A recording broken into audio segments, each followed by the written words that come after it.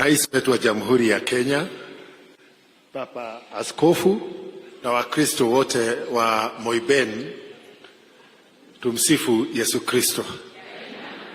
Jina langu ni Duncan Maina Mathenge, mbunge wa Nyeri mjini. Na nimekuja leo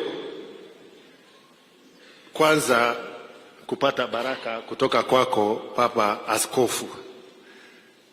Ya pili, nimekuja kwa sababu sisi watu wa kule Nyeri na pia jamii inaitwa Gikuyu, Embu na Meru.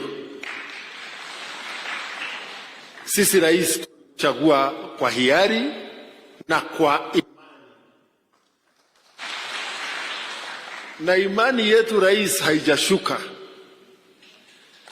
Tunaamini ya kwamba hii safari na hii serikali tuliunda pamoja, tutatembea pamoja mpaka mwisho. Na Mheshimiwa Karuma, karibu. Hata sisi hatutoki, tunakaa. Hiyo ndio ukweli wa mambo.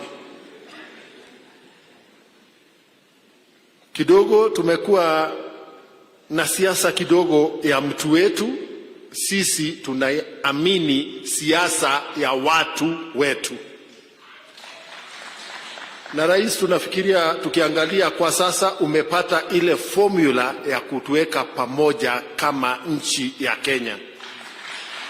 Karibu vile tulikuwa wakati tulipopata independence.